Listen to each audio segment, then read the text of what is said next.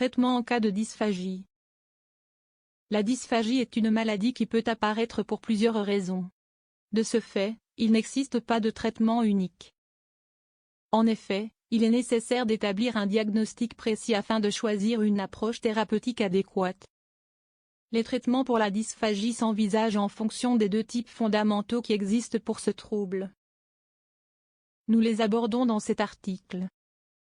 Cependant, il est presque toujours nécessaire de recourir à des thérapies médicales strictes, voire même la chirurgie, à condition qu'il y ait un diagnostic précis au préalable.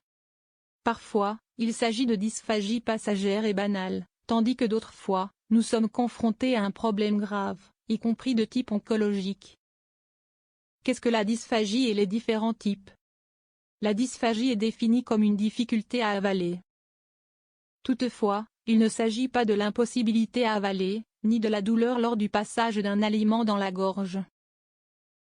Effectivement, cela peut être source de confusion en raison de la similitude.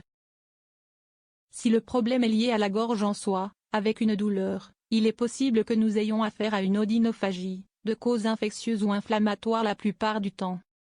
À l'autre extrême, la dysphagie existe lorsque la personne a du mal à avaler la nourriture ou la salive depuis la cavité buccale jusqu'à l'estomac. Comme nous le voyons dans la définition, plusieurs organes sont impliqués dans ce trouble, ce qui le rend encore plus complexe. D'autre part, il peut s'agir d'une difficulté avec les liquides ou les solides. Ce genre de symptômes oriente en grande partie le diagnostic. Les types de présentation clinique sont les suivants. Oropharyngée, ce type de dysphagie est le problème classique de la déglutition des liquides et des aliments à un niveau élevé. Elle se situe dans la gorge et ses causes les plus fréquentes sont neurologiques. Les patients victimes d'accidents vasculaires cérébraux en souffrent et leur alimentation devient compliquée. Cela entraîne alors d'autres complications comme la déshydratation et la perte de poids. Œsophagien, comme son nom l'indique, c'est la dysphagie de l'œsophage, pour les liquides et les solides. L'œsophage est un organe creux et tubulaire, ce qui favorise l'obstruction face au processus néoplasique. La cause la plus grave est bien sûr le cancer.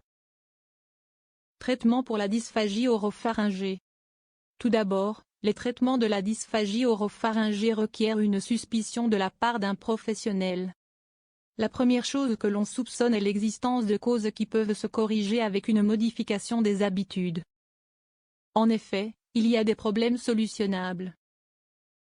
L'une des premières habitudes à changer est l'alimentation avec la modification des textures et du volume des aliments. L'intention est d'aider le patient à digérer en toute tranquillité et à surmonter l'obstacle de son tube digestif supérieur. Chez les personnes avec des troubles neurologiques en raison de pathologies primaires ou de séquelles, la posture est un facteur déterminant. Pour beaucoup, la simple modification de la position du cou lors des repas est suffisant pour corriger la dysphagie et la laisser derrière soi. Des processus de réadaptation sont également appliqués pour cette activité de la vie quotidienne. Manger est un apprentissage quand on est petit, et c'est de nouveau le cas pour les patients victimes d'AVC, par exemple. En effet, les nutritionnistes et les physiothérapeutes apprennent à ces personnes à manger. La mise en place d'un support nutritionnel accessoire est réservée pour les cas complexes. Si le patient ne s'alimente plus, malgré les changements, ou perd du poids et se déshydrate, l'approche va alors plus loin. Le support habituel est la sonde nasogastrique. La variante chirurgicale est moins fréquente mais elle reste une option lorsque le risque d'inanition est plus important que l'inaction. Qu'en est-il de la dysphagie œsophagienne? Le cancer de l'œsophage n'est pas la seule cause de ce type de dysphagie. En effet, le traitement adéquat dépend d'un diagnostic précis. La dysphagie œsophagienne peut être due à une œsophagite, qui est l'inflammation de l'organe, ou une achalasie qui est l'altération du mouvement péristaltique. Lorsque l'approche est chirurgicale, le traitement de choix est l'endoscopie. On introduit alors un tube flexible qui parcourt le système digestif supérieur à la recherche des obstructions. L'appareil dispose également d'une caméra à son extrémité ainsi que des outils de travail pour le chirurgien. S'il y a un corps étranger, il est retiré. Le professionnel peut aussi prélever un échantillon. Chez les personnes qui présentent des obstructions sévères dues à une diminution de la lumière provenant de l'organe, l'endoscope peut également effectuer des dilatations lors de cette manœuvre en corrigeant le manque de progression des éléments à l'intérieur. Parmi les médicaments permettant de résoudre le problème sans chirurgie, nous pouvons citer les suivants. Inhibiteurs des canaux de calcium, ces médicaments visent à réguler les contractions musculaires du muscle lisse de l'œsophage. Leur efficacité est contestée par des essais cliniques. Inhibiteurs de la pompe à protons, ils sont davantage utilisés comme adjuvants que comme thérapie directe. Ils réduisent la production d'acide chlorhydrique dans l'estomac, diminuant ainsi son reflux avec l'irritation œsophagienne qui en résulte.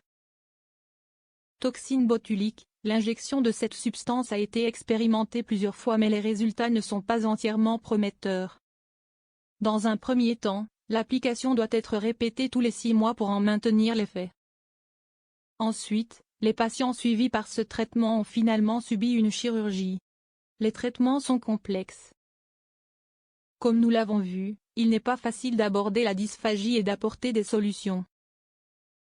Les causes sous-jacentes graves, telles que le cancer, nécessitent un diagnostic précis qui ne laisse rien au hasard.